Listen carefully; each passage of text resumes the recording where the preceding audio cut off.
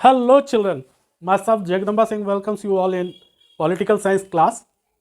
We are today going to start a fresh lesson, era of one party dominance.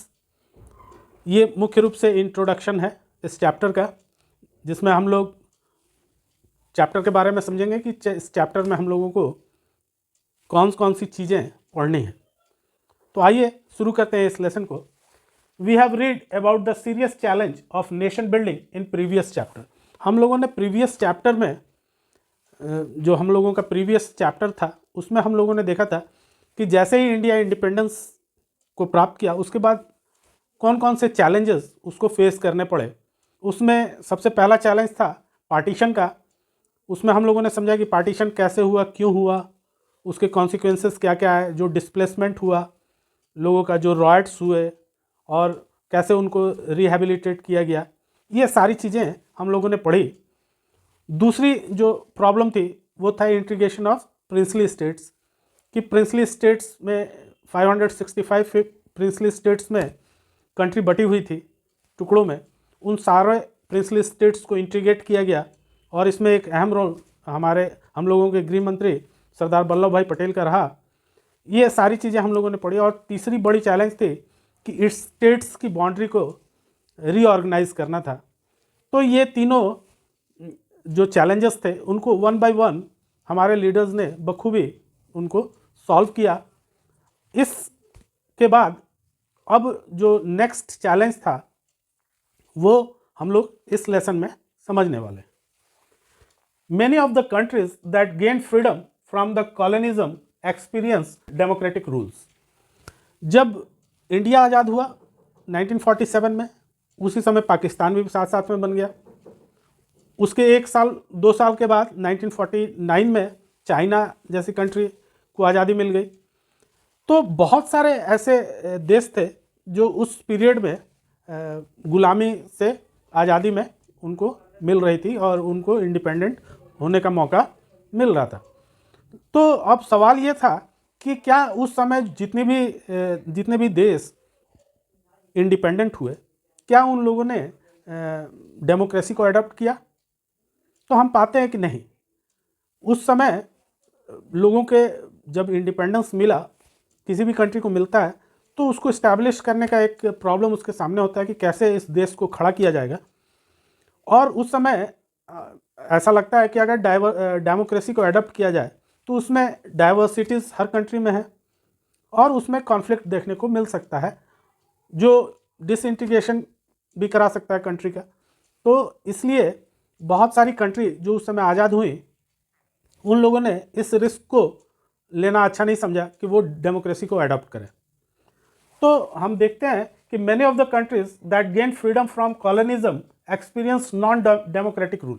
उन लोगों ने non democratic rule को ही अपनाया, चाहे वो चाइना हो चाहे वो पाकिस्तान हो। ये 2 एग्जाम्पल्स तो बिल्कुल नज़दीक हैं हमारे, जिनको हम लोग देख सकते हैं और समझ सकते हैं कि यहाँ आज तक कभी डेमोक्रेसी नहीं आई, लेकिन इंडिया डे फर्स्ट से ही एक डेमोक्रेटिक रास्ते पे निकल चुका था। In our country condition were not different. हमारे देश में भी, अपने देश में भी, इंडिया में भी कोई डिफरेंट सिचुएशन नहीं थी। जो सिचुएशन चाइना और पाकिस्तान में थी वही सारी सिचुएशंस इंडिया में भी थी।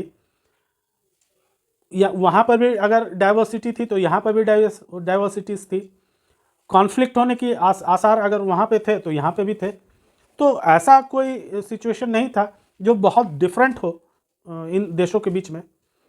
लेकिन उन लोगों ने खुद से ही इस बात को मान लिया था कि उन्हें डेमोक्रेसी नहीं अपनानी है और उनको डेमोक्रेसी अपनाने में एक डर था कि कहीं कॉन्फ्लिक्ट ना हो। But our leaders of India decided to take more difficult part. तो the adoption of democracy after independence was a difficult path. वो कोई आसान काम नहीं था कि एक देश आज़ाद हुआ और तुरंत वो डेमोक्रेसी को अडॉप्ट कर ले।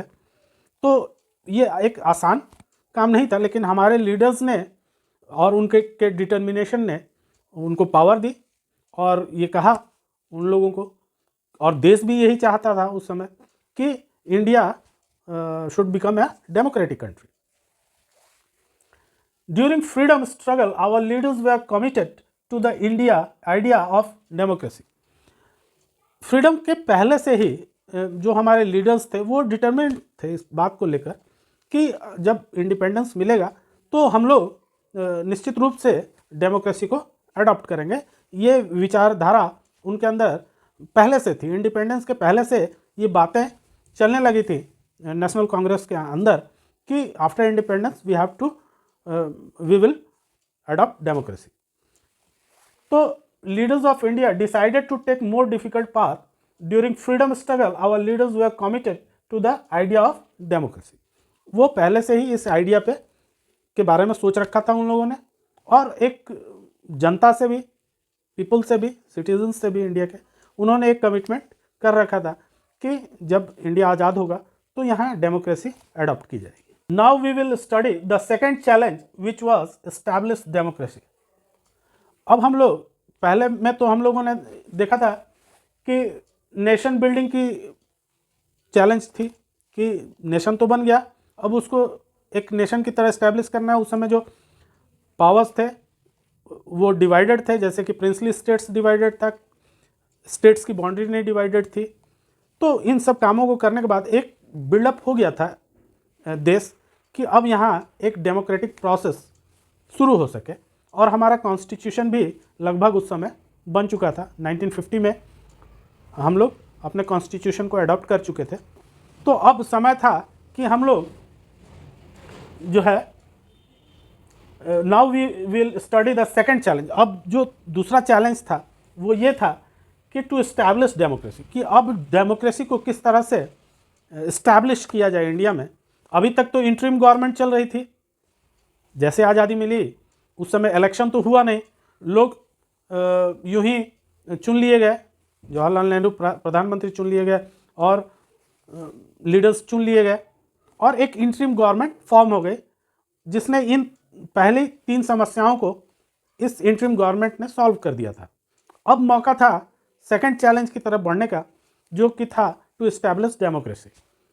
अब कॉन्स्टिट्यूशन लागू हो चुका था, अब एक इलेक्शन का मोड यहाँ डेवलप करना जरूरी। तो आइए देखते हैं कि इस लेसन में हम लोग क्या पढ़ने वाले हैं। In this chapter we look at the first decade of electoral politics. इसमें हम लोग पहले दशक के जो इलेक्टोरल पॉलिटिक्स हुई उसके ऊपर नज़र डालेंगे कि पहला जो चुनाव हुआ वो किस ढंग से कराया गया। ये सारी चीज़ें हम लोग इसमें देखने वाले हैं। वी विल अंडरस्टैंड, हम लोग इसमें समझेंगे कि how a system establish to conduct free and fair election. हम लोग इसमें समझेंगे कि फ्री एंड फेयर इलेक्शन पहली बार इंडिया में कंडक्ट होने वाला था, और इससे पहले कोई अनुभव नहीं था किसी के पास कि इलेक्शंस कैसे करवाए जाएंगे, क्योंकि सारी रूपरेखाएं तय की गई थी इन द कॉन्स्टिट्यूशन। ऐसा नहीं था, कॉन्स्टिट्यूशनल फ्रेमवर्क में सारी बातों का जिक्र था, लेकिन अब उनको इम्प्लीमेंट करना था प्रैक्टिकली। ये तो थ्योरी में मिल गया कॉन्स्टिट्यूशन में कि कैसे कैसे इलेक्शंस करवाए जाएंगे, ये सारे प्रोसेस का जिक्र था कॉन्स्टिट्यूशन में, लेकिन उसको अब इम्प्लीमेंट करवाना था प्रैक्टिकली। और ये एक बहुत बड़ा चैलेंज था इंडियन गवर्नमेंट के सामने, और वो भी अभी इंटरिम गवर्नमेंट काम कर रही थी। तो उसके सामने ये एक बहुत बड़ा चैलेंज था कि वो किस तरह से इलेक्शन कंडक्ट करवाती है, फ्री एंड फेयर इलेक्शन हो जाए। ये एक बहुत बड़ा चैलेंज था उस समय के लीडर्स के ऊपर। Domination of the Congress party in the years immediately after independence. Independence के अगले 15 साल तक, इंडिपेंडेंस के बाद अगले 3 इलेक्शंस तक, और तीनों इलेक्शंस में कांग्रेस डोमिनेट की, यानी कांग्रेस के आगे कोई विपक्ष नहीं था। इस बात को भी हम लोग इस लेसन में समझेंगे कि क्यों ऐसा हुआ, क्यों कांग्रेस के सामने कोई विपक्ष मजबूती से नहीं सामने आ पाया। The emergence of opposition parties and there policies, और कुछ उस समय के अपोजिशन पार्टीज जो थे उनके बारे में हम लोग इस लेसन में पढ़ने वाले हैं, और उन सारी अपोजिशन पार्टीज़ के बारे में हम लोग डिटेल्स में देखेंगे कि पार्टी कैसे इस्टेब्लिश हुई, कब इस्टेब्लिश हुई, उसकी क्या आइडियोलॉजी है, ये सारी चीज़ें हम लोग उसमें देखने वाले हैं। तो बच्चों, उम्मीद है कि आपको समझ में आ गया होगा कि वो क्या चीज़ें हैं जो हम लोग सेकेंड लेस चैप्टर में जानने वाले हैं और कौन कौन सी चैलेंजेस हैं जिनको हम लोग इस कैसे सॉर्ट आउट हुआ उसको हम लोग जानेंगे। तो दोस्तों के साथ शेयर कीजिए, वीडियो को लाइक कीजिए और सब्सक्राइब कीजिए। Thank you.